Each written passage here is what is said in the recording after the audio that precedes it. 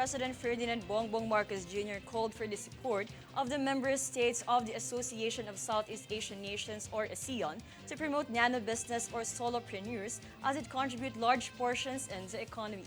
At the ASEAN meeting, Marcos Jr. said that nano-businesses are important since it promotes informal business enterprise that enhances economic growth of the nation. In connection, ASEAN Business Advisory Council Chair Muhammad Arsjat Mangkuningrat supported Marcos Jr.'s call on promotion of nano-business to aid in the lives of people in the region.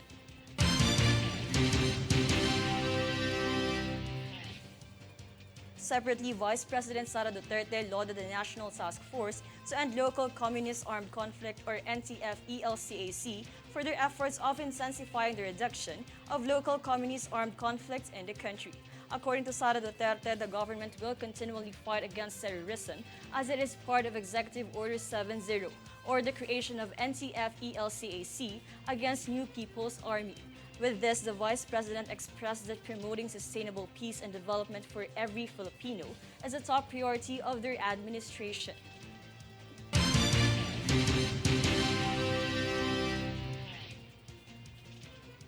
In response to the alleged fraudulent voters registration for the Barangay and Sangguniang Kabataan elections or BSKE scheduled on October, Senator Amy Marcos submitted a resolution calling for investigation into the matter.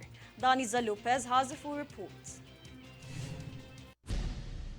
Senator Amy Marcos has taken a stand against the persistent issue of fraudulent voter registration, specifically addressing the problem of lying voters who are registered in multiple precincts or are not genuine residents of their registered locations. Senator Marcos filed a Senate Resolution 592 calling for immediate action on the sudden surge in registered voters in some barangays in Metro Manila. The senator emphasized the urgency to address widespread fraudulent voter registrations, underscoring the significance of protecting the credibility of the electoral system and guaranteeing the inclusion of every valid vote before the BSKE in October 30 of this year. In support of Senator Marcos' resolution, Commission on Elections Commissioner George Erwin Garcia announced that charges will be filed against individuals who have engaged in double or multiple registrations. Recent reports have revealed alarming figures, with the COMELEC detecting a staggering 892,627 instances of double registrations for the 2022 national and local elections. For Golden Nation Network, this is Daniza Lopez.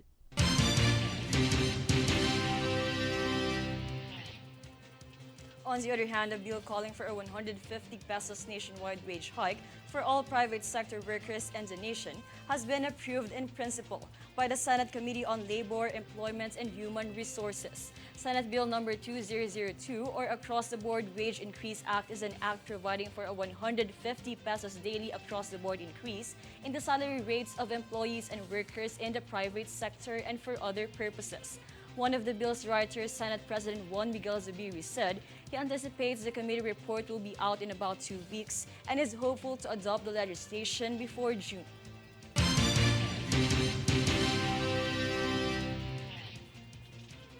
Meanwhile, the Higher Education Committee also approved the Expanded Tertiary Education Equivalency and Accreditation Program Act, referring to it as a technical working group in order to consolidate the latest memorandum circulars issued by the Commission on Higher Education. JC Ogaire has a full report. The Expanded Tertiary Education Equivalency and Accreditation Program or ETEEAP Act is also approved by the Higher Education Committee. The Senate bill is currently waiting for amendment from CHED, including a budget proposal for the program's first implementation. The committee junks the current version of House Bill number 6994, which would mandate the recruitment of one freshman cadet from every congressional district to the Philippine Merchant Marine Academy or PMMA.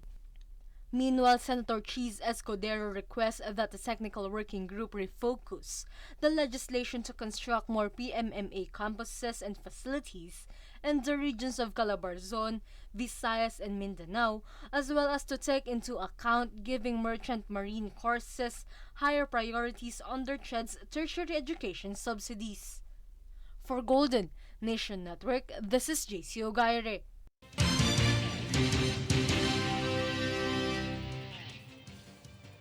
In other events, the Bureau of Immigration, or BI, welcomed Attorney Daniel Laugan as the agency's new Deputy Commissioner. According to the agency, Laugan was appointed as a Deputy Commissioner due to his persistent efforts in the economic sector, wherein his expertise focused on work such as being the previous director of the Philippine Savings Bank, National Food Authority, and Development Bank of the Philippines. BI's latest appointment completes their three-member board.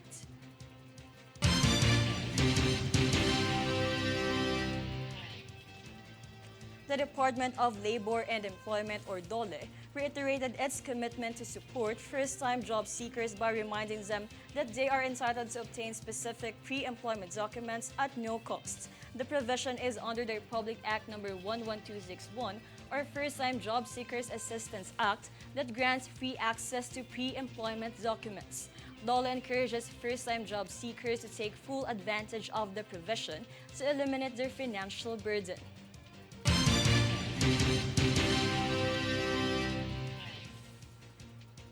Meantime, as current ports managed by the Philippine Ports Authority, or PPA, are experiencing a surge in high temperatures, PPA reminds travelers to stay hydrated to avoid possible headaches and sickness brought by intensive heat. Passengers are advised to be well prepared for their trips by bringing an ample supply of water, food, and extra clothing. It was recalled that Philippine Atmospheric, Geophysical, and Astronomical Services Administration, or PAGASA, issued an official declaration of the El Niño season.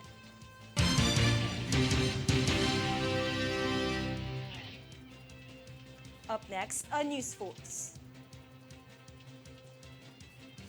PRC continues to provide recovery aid to Typhoon Odette victims by turning over another set of full shelters.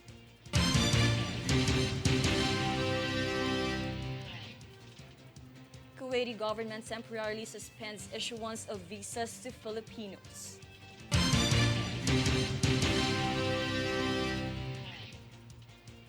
Transportation Secretary Jaime Bautista plans on using foreign airport as template for operation of NAIA.